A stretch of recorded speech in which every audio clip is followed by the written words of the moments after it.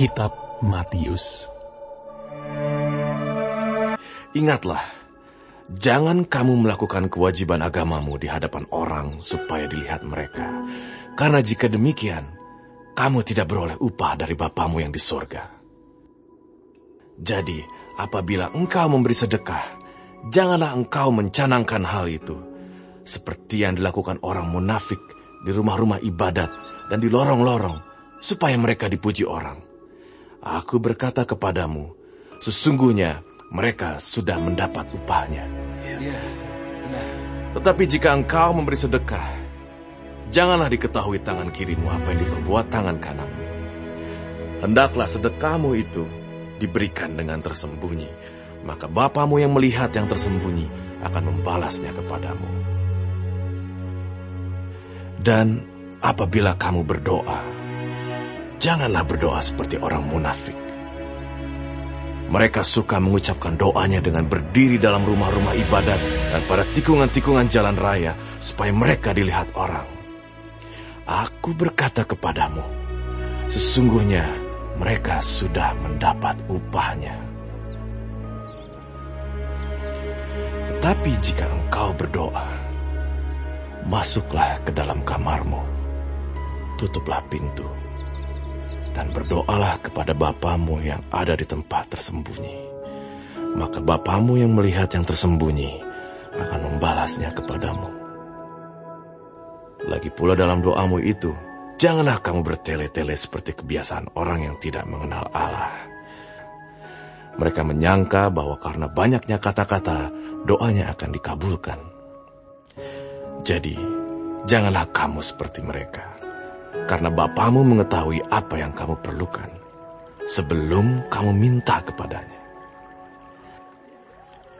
Karena itu, berdoalah demikian. Bapa kami yang di sorga, dikuduskanlah namamu. Datanglah kerajaanmu. Jadilah kehendakmu di bumi seperti di sorga. Berikanlah kami pada hari ini makanan kami yang secukupnya. Dan ampunilah kami akan kesalahan kami, seperti kami juga mengampuni orang yang bersalah kepada kami. Dan janganlah membawa kami ke dalam pencobaan, tetapi lepaskanlah kami daripada yang jahat. Karena Engkaulah yang mempunyai kerajaan, dan kuasa, dan kemuliaan, sampai selama-lamanya. Amin. Karena jikalau kamu mengampuni kesalahan orang, Bapamu yang di sorga akan mengampuni kamu juga. Tetapi jikalau kamu tidak mengampuni orang, Bapamu juga tidak akan mengampuni kesalahanmu. Dan apabila kamu berpuasa, janganlah muram mukamu seperti orang munafik. Mereka mengubah air mukanya supaya orang melihat bahwa mereka sedang berpuasa. Aku berkata kepadamu, sesungguhnya mereka sudah mendapat upahnya. Tetapi apabila engkau berpuasa, minyakilah kepalamu dan cucilah mukamu, supaya jangan dilihat oleh orang bahwa engkau sedang berpuasa, melainkan hanya oleh Bapamu yang ada di tempat tersembunyi. Maka Bapamu yang melihat yang tersembunyi akan membalasnya kepadamu. Janganlah kamu mengumpulkan harta di bumi. Di bumi ngengat dan karat merusakkannya, dan pencuri membongkar serta mencurinya. Tetapi kumpulkanlah bagimu harta di sorga. Di sorga ngengat dan karat tidak merusakkannya, dan pencuri tidak membongkar serta mencurinya. Karena di mana hartamu berada, di situ juga hatimu berada. Mata adalah pelita tubuh. Jika matamu baik, teranglah seluruh tubuhmu. Jika matamu jahat, gelaplah seluruh tubuhmu. Jadi jika terang yang ada padamu gelap, betapa gelapnya kegelapan itu. Tak seorang pun dapat mengabdi kepada dua tuan. Karena jika demikian, ia akan membenci yang seorang dan mengasihi yang lain. Atau ia akan setia kepada yang seorang dan tidak mengindahkan yang lain. Kamu tidak dapat mengabdi kepada Allah dan kepada Mammon. Karena itu aku berkata kepadamu, janganlah khawatir akan hidupmu, akan apa yang hendak kamu makan atau minum, dan janganlah khawatir pula akan tubuhmu, akan apa yang hendak kamu pakai. Bukankah hidup itu lebih penting daripada makanan, dan tubuh itu lebih penting daripada pakaian? Pandanglah burung-burung di langit, yang tidak menabur, dan tidak menuai, dan tidak mengumpulkan bekal dalam lumbung, namun diberi makan oleh Bapamu yang di sorga. Bukankah kamu jauh melebihi burung-burung itu? Benar, Tuhan. Siapakah di antara kamu yang karena kekhawatirannya dapat menambahkan sehasta saja pada jalan hidupnya? Dan mengapa kamu khawatir akan pakaian? Perhatikanlah bunga bakung di ladang, yang tumbuh tanpa bekerja dan tanpa memintal. Namun aku berkata kepadamu, Salomo dalam segala kemegahannya pun tidak berpakaian seindah salah satu dari bunga itu.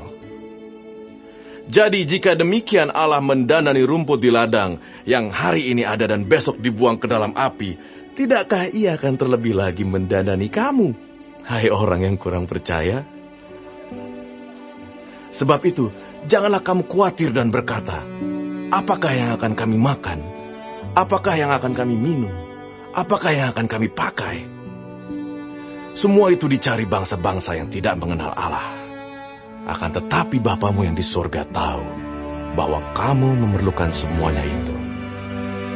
Tetapi carilah dahulu kerajaan Allah dan kebenarannya, maka semuanya itu akan ditambahkan kepadamu. Amin, Guru.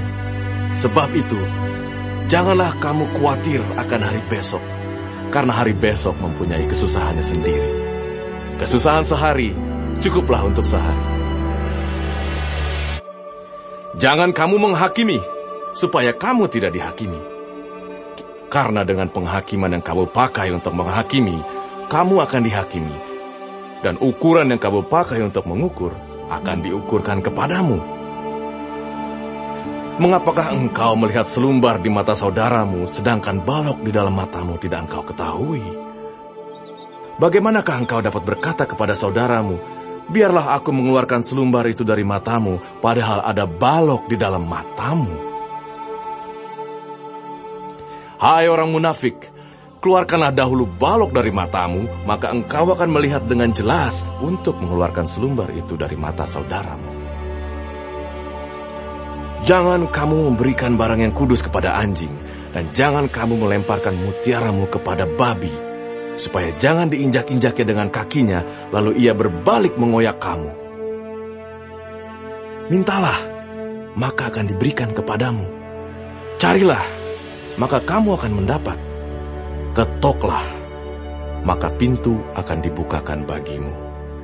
Karena setiap orang yang meminta, menerima, dan setiap orang yang mencari, mendapat, dan setiap orang yang mengetok, baginya pintu dibukakan. Adakah seorang daripadamu yang memberi batu kepada anaknya jika ia meminta roti? Atau memberi ular jika ia meminta ikan? Jadi jika kamu yang jahat tahu memberi pemberian yang baik kepada anak-anakmu, apalagi Bapamu yang di sorga, Ia akan memberikan yang baik kepada mereka yang meminta kepadanya. Segala sesuatu yang kamu kehendaki supaya orang perbuat kepadamu, perbuatlah demikian juga kepada mereka. Itulah isi seluruh hukum Taurat dan kitab para nabi. Masuklah melalui pintu yang sesak itu, karena lebarlah pintu dan luaslah jalan yang menuju kepada kebinasaan, dan banyak orang yang masuk melaluinya. Karena sesaklah pintu dan sempitlah jalan yang menuju kepada kehidupan, dan sedikit orang yang mendapatinya. Waspadalah terhadap nabi-nabi palsu yang datang kepadamu dengan menyamar seperti domba, tetapi sesungguhnya mereka adalah serigala yang buas. Dari buahnya lah kamu akan mengenal mereka. Dapatkah orang memetik buah anggur dari semak duri, atau buah ara dari rumput duri? Demikianlah setiap pohon yang baik menghasilkan buah yang baik, sedang pohon yang tidak baik menghasilkan buah yang tidak baik. Tidak mungkin pohon yang baik itu menghasilkan buah yang tidak baik, ataupun pohon yang tidak baik itu menghasilkan buah yang baik. Dan setiap pohon yang tidak menghasilkan buah yang baik pasti ditebang dan dibuang ke dalam api. Jadi, dari buahnya lah kamu akan mengenal mereka. Bukan setiap orang yang berseru kepadaku, Tuhan, Tuhan, akan masuk ke dalam kerajaan surga, melainkan dia yang melakukan kehendak Bapakku yang di sorga. Pada hari terakhir, banyak orang akan berseru kepadaku, Tuhan, Tuhan, bukankah kami bernubuat demi namamu dan mengusir setan demi namamu dan mengadakan banyak mukjizat demi namamu juga? Pada waktu itulah aku akan berterus terang kepada mereka dan berkata, Aku tidak pernah mengenal kamu. Enyahlah daripadaku, kamu sekalian pembuat kejahatan. Setiap orang yang mendengar perkataanku ini dan melakukannya, ia sama dengan orang yang bijaksana, yang mendirikan rumahnya di atas batu. Kemudian turunlah hujan, dan datanglah banjir. Lalu angin melanda rumah itu. Tetapi rumah itu tidak rubuh, sebab didirikan di atas batu. Tetapi setiap orang yang mendengar perkataanku ini dan tidak melakukannya, ia sama dengan orang yang bodoh, yang mendirikan rumahnya di atas pasir. Kemudian turunlah hujan, dan datanglah banjir. Lalu angin melanda rumah itu, sehingga rubuhlah rumah itu, dan hebatlah kerusakannya. Dan setelah Yesus mengakhiri perkataan ini, takjublah orang banyak itu mendengar pengajarannya. Sebab ia mengajar mereka sebagai orang yang berkuasa, tidak seperti ahli-ahli Taurat mereka. Setelah Yesus turun dari bukit, orang banyak berbondong-bondong mengikuti dia. Maka datanglah seorang yang sakit kusta kepadanya, lalu sujud menyembah dia dan berkata, Tuhan, jika Tuhan mau, Tuhan dapat mentahirkan aku. Lalu Yesus mengulurkan tangannya, menjamah orang itu, dan berkata, Aku mau. Jadilah engkau tahir. Seketika itu juga, tahirlah orang itu daripada kustanya. Lalu Yesus berkata kepadanya, Ingatlah, jangan engkau memberitahukan hal ini kepada siapapun. Tetapi pergilah, perlihatkanlah dirimu kepada imam dan persembahkanlah persembahan yang diperintahkan Musa sebagai bukti bagi mereka. Ketika Yesus masuk ke Kapernaum, datanglah seorang perwira mendapatkan dia dan memohon kepadanya. Tuhan, hambaku terbaring di rumah karena sakit lumpuh, dan ia sangat menderita. Yesus berkata kepadanya, Aku akan datang menyembuhkannya. Tetapi jawab perwira itu kepadanya, Tuhan, aku tidak layak menerima Tuhan di dalam rumahku. Katakan saja sepatah kata, maka hambaku itu akan sembuh. Sebab aku sendiri seorang bawahan, dan di bawahku ada pula prajurit. Jika aku berkata kepada salah seorang prajurit itu, pergi, maka ia pergi. Dan kepada seorang lagi, datang, maka ia datang. Ataupun kepada hambaku, kerjakanlah ini, maka ia mengerjakannya.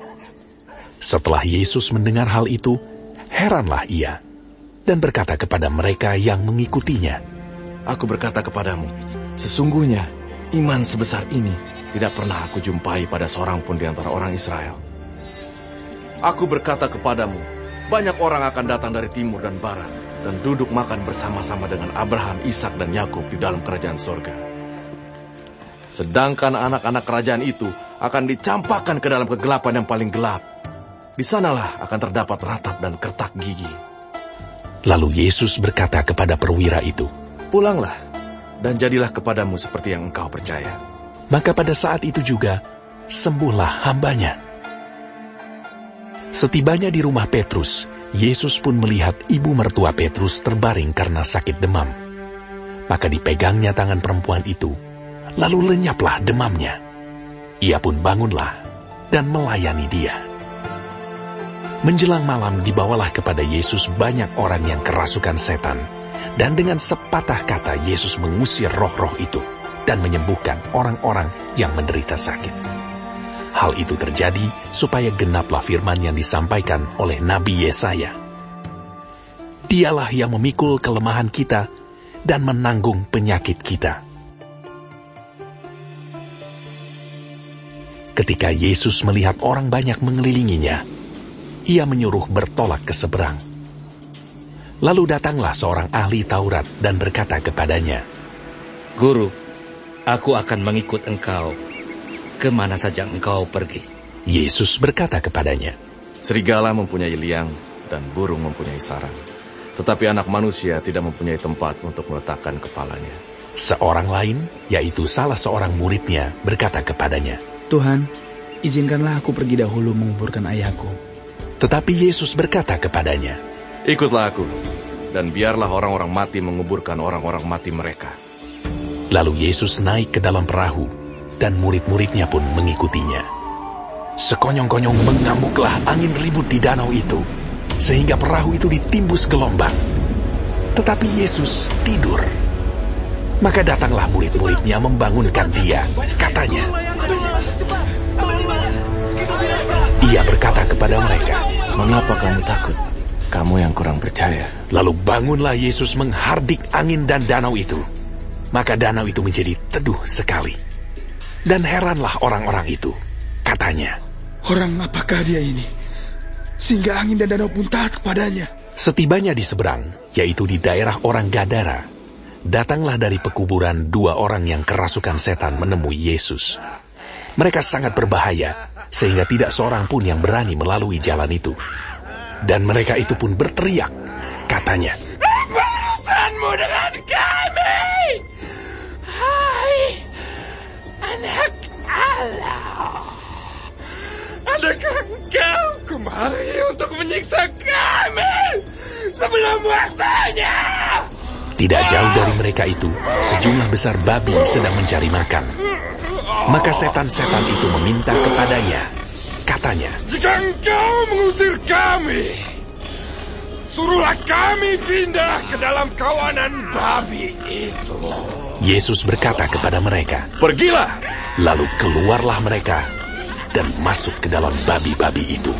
Maka terjunlah seluruh kawanan babi itu dari tepi jurang ke dalam danau dan mati di dalam air. Maka larilah penjaga-penjaga babi itu, dan setibanya di kota diceriterakannya lah segala sesuatu, juga tentang orang-orang yang kerasukan setan itu. Maka keluarlah seluruh kota mendapatkan Yesus, dan setelah mereka berjumpa dengan dia, mereka pun mendesak supaya ia meninggalkan daerah mereka. Sesudah itu naiklah Yesus ke dalam perahu, lalu menyeberang. Kemudian sampailah ia ke kotanya sendiri. Maka dibawa oranglah kepadanya seorang lumpuh yang terbaring di tempat tidurnya. Ketika Yesus melihat iman mereka, berkatalah ia kepada orang lumpuh itu, Percayalah hai anakku, dosamu sudah diampuni. Maka berkatalah beberapa orang ahli Taurat dalam hatinya, Ia menghujat Allah. Tetapi Yesus mengetahui pikiran mereka, lalu berkata, Mengapa kamu memikirkan hal-hal yang jahat di dalam hatimu? Manakah lebih mudah, mengatakan dosamu sudah diampuni, atau mengatakan, bangunlah dan berjalanlah? Tetapi supaya kamu tahu bahwa di dunia ini, anak manusia berkuasa mengampuni dosa. Lalu berkatalah ia kepada orang lumpuh itu, Bangunlah, angkatlah tempat tidurmu, dan pulanglah ke rumahmu. Dan orang itu pun bangun, lalu pulang. Maka banyak orang yang melihat hal itu takut, lalu memuliakan Allah yang telah memberikan kuasa sedemikian itu kepada manusia. Setelah Yesus pergi dari situ, ia melihat seorang yang bernama Matius duduk di rumah cukai. Lalu ia berkata kepadanya, Ikutlah aku. Maka berdirilah Matius, lalu mengikut dia. Kemudian ketika Yesus makan di rumah Matius, datanglah banyak pemungut cukai dan orang berdosa, dan makan bersama-sama dengan dia dan murid-muridnya. Pada waktu orang Farisi melihat hal itu, berkatalah mereka kepada murid-murid Yesus, Mengapa guru memakan bersama-sama dengan pemungut cukai dan orang berdosa? Yesus mendengarnya dan berkata, Bukan orang sehat yang memerlukan tabib, tetapi orang sakit. Jadi pergilah dan pelajarilah arti firman ini. Yang ku kehendaki ialah belas kasihan dan bukan persembahan. Karena aku datang bukan untuk memanggil orang benar, melainkan orang berdosa. Kemudian datanglah murid-murid Yohanes kepada Yesus dan berkata, Mengapa kami dan orang Farisi berpuasa, tetapi murid-muridmu tidak? Jawab Yesus kepada mereka, "Dapatkah sahabat-sahabat mempelai laki-laki berduka cita selama mempelai itu bersama mereka? Tetapi waktunya akan datang, mempelai itu diambil dari mereka, dan pada waktu itulah mereka akan berpuasa. Tidak seorang pun menambalkan secari kain yang belum susut pada baju yang tua. Karena jika demikian, kain penambal itu akan mencabik baju itu, lalu makin besarlah koyaknya. Begitu pula anggur yang baru, tidak diisikan ke dalam kantong kulit yang tua, karena jika demikian, kantong itu akan koyak sehingga anggur itu terbuang dan kantong itu pun hancur. Tetapi anggur yang baru disimpan orang dalam kantong yang baru pula, dan dengan demikian terpeliharalah kedua-duanya." Sementara Yesus berbicara demikian kepada mereka, datanglah seorang kepala rumah ibadat, lalu menyembah Dia dan berkata, "Anakku perempuan baru saja meninggal, tetapi datanglah dan letakkanlah tanganmu atasnya, maka ia akan hidup." Lalu Yesus pun bangunlah dan mengikuti orang itu bersama-sama dengan murid-muridnya. Pada waktu itu, seorang perempuan yang sudah 12 tahun lamanya menderita pendarahan, maju mendekati Yesus dari belakang dan menjamah jumbai jubahnya. Karena katanya dalam hatinya, "Asal ku jamah saja jubahnya, aku akan sembuh." Tetapi Yesus berpaling dan memandang dia, serta berkata, "Teguhkanlah hatimu, hai anakku. Imanmu telah menyelamatkan engkau." Maka sejak saat itu, sembuhlah perempuan itu. Terima kasih Tuhan. Ketika Yesus tiba di rumah kepala rumah ibadat itu dan melihat peniup-peniup seruling dan orang banyak ribut, berkatalah ia, "Pergilah, karena anak ini tidak mati, tetapi tidur." Tetapi mereka menertawakan dia. Setelah orang banyak itu diusir, Yesus masuk dan memegang tangan anak itu, lalu bangkitlah anak itu.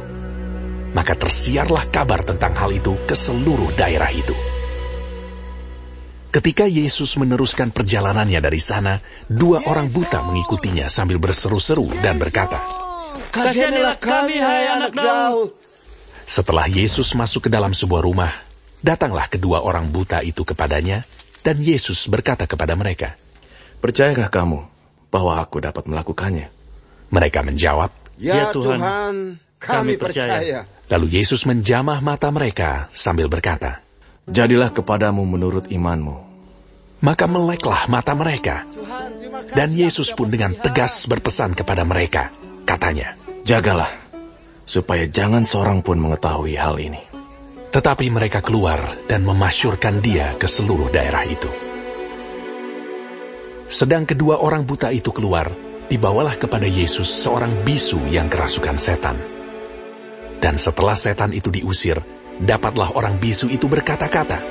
Maka heranlah orang banyak, katanya, "Yang demikian belum pernah dilihat orang di Israel." Tetapi orang Farisi berkata, "Dengan kuasa pengurus setan, dia mengusir setan." Demikianlah Yesus berkeliling ke semua kota dan desa. Ia mengajar dalam rumah-rumah ibadat dan memberitakan Injil Kerajaan Sorga, serta melenyapkan segala penyakit dan kelemahan. Melihat orang banyak itu, tergeraklah hati Yesus oleh belas kasihan kepada mereka, karena mereka lelah dan terlantar seperti domba yang tidak bergembala. Maka katanya kepada murid-muridnya, "Tuayan memang banyak, tetapi pekerja sedikit. Karena itu mintalah kepada Tuan yang empunya tuayan, supaya ia mengirimkan pekerja-pekerja untuk tuayan itu." Yesus memanggil ke-12 muridnya dan memberi kuasa kepada mereka untuk mengusir roh-roh jahat dan untuk melenyapkan segala penyakit dan segala kelemahan. Inilah nama ke-12 rasul itu. Pertama, Simon yang disebut Petrus dan Andreas saudaranya, dan Yakobus anak Zebedeus dan Yohanes saudaranya, Filipus dan Bartolomeus, Thomas dan Matius pemungut cukai, Yakobus anak Alfeus, dan Tadeus, Simon orang Zelot, dan Yudas Iskariot yang mengkhianati dia. Ke-12 murid itu diutus oleh Yesus dan ia berpesan kepada mereka, "Janganlah kamu menyimpang ke jalan bangsa lain atau masuk ke dalam kota orang Samaria. melainkan pergilah kepada domba-domba yang hilang dari umat Israel. Pergilah dan beritakanlah, kerajaan sorga sudah dekat.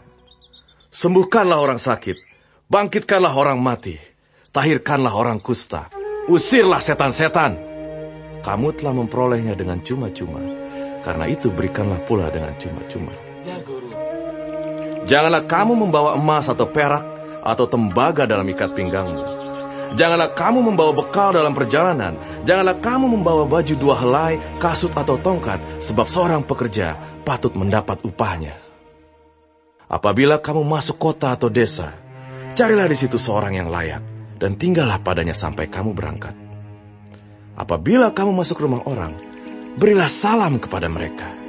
Jika mereka layak menerimanya, salammu itu turun ke atasnya. Jika tidak, salammu itu kembali kepadamu. Dan apabila seorang tidak menerima kamu dan tidak mendengar perkataanmu, keluarlah dan tinggalkanlah rumah atau kota itu, dan kebaskanlah debunya dari kakimu. Aku berkata kepadamu, sesungguhnya pada hari penghakiman tanah Sodom dan Gomora akan lebih ringan tanggungannya daripada kota itu. Iya, Guru. Lihat, aku mengutus kamu seperti domba ke tengah-tengah serigala. Sebab itu hendaklah kamu cerdik seperti ular dan tulus seperti merpati. Tetapi waspadalah terhadap semua orang. Karena ada yang akan menyerahkan kamu kepada majelis agama, dan mereka akan menyesah kamu di rumah ibadatnya. Dan karena aku, kamu akan digiring ke muka penguasa-penguasa dan raja-raja sebagai suatu kesaksian bagi mereka dan bagi orang-orang yang tidak mengenal Allah. Apabila mereka menyerahkan kamu, janganlah kamu khawatir akan bagaimana dan akan apa yang harus kamu katakan. Karena semuanya itu akan dikaruniakan kepadamu pada saat itu juga. Karena bukan kamu yang berkata-kata, melainkan Roh Bapamu. Dia yang akan berkata-kata di dalam kamu. Ya. Orang akan menyerahkan saudaranya untuk dibunuh. Demikian juga seorang ayah akan anaknya. Dan anak-anak akan memberontak terhadap orang tuanya dan akan membunuh mereka. Dan kamu akan dibenci semua orang oleh karena namaku. Tetapi orang yang bertahan sampai pada kesudahannya akan selamat. Apabila mereka menganiaya kamu dalam kota yang satu, larilah ke kota yang lain. Karena aku berkata kepadamu, sesungguhnya sebelum kamu selesai mengunjungi kota-kota Israel, Anak Manusia sudah datang. Seorang murid tidak lebih daripada gurunya, atau seorang hamba daripada tuannya. Cukuplah bagi seorang murid jika ia menjadi sama seperti gurunya, dan bagi seorang hamba jika ia menjadi sama seperti tuannya. Jika tuan rumah disebut Beelzebul, apalagi seisi rumahnya. Jadi janganlah kamu takut terhadap mereka, karena tidak ada sesuatu pun yang tertutup yang tidak akan dibuka, dan tidak ada sesuatu pun yang tersembunyi yang tidak akan diketahui. Apa yang kukatakan kepadamu dalam gelap, katakanlah itu dalam terang.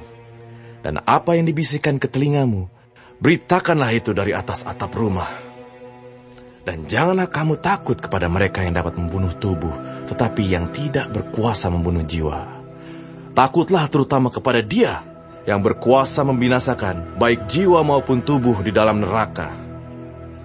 Bukankah burung pipit dijual 2 ekor seduit?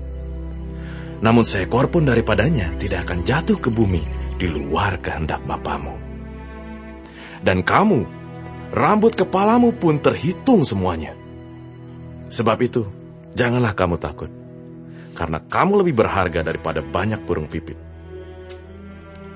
Setiap orang yang mengakui aku di depan manusia, aku juga akan mengakuinya di depan Bapakku yang di sorga. Tetapi barang siapa menyangkal aku di depan manusia, aku juga akan menyangkalnya di depan Bapakku yang di sorga. Jangan kamu menyangka bahwa aku datang untuk membawa damai di atas bumi. Aku datang bukan untuk membawa damai, melainkan pedang. Sebab aku datang untuk memisahkan orang dari ayahnya, anak perempuan dari ibunya, menantu perempuan dari ibu mertuanya, dan musuh orang ialah orang-orang seisi rumahnya. Barang siapa mengasihi bapa atau ibunya lebih daripadaku, ia tidak layak bagiku. Dan barang siapa mengasihi anaknya, laki-laki atau perempuan, lebih daripadaku, ia tidak layak bagiku. Barang siapa tidak memikul salibnya dan mengikut aku, ia tidak layak bagiku. Barang siapa mempertahankan nyawanya, ia akan kehilangan nyawanya. Dan barang siapa kehilangan nyawanya karena aku, ia akan memperolehnya. Barang siapa menyambut kamu, ia menyambut aku.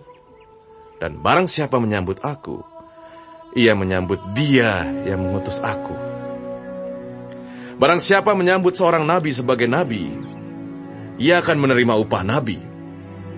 Dan barang siapa menyambut seorang benar sebagai orang benar, ia akan menerima upah orang benar. Dan barang siapa memberi air sejuk secangkir saja pun pada salah seorang yang kecil ini, karena ia muridku, aku berkata kepadamu, sesungguhnya ia tidak akan kehilangan upahnya daripadanya.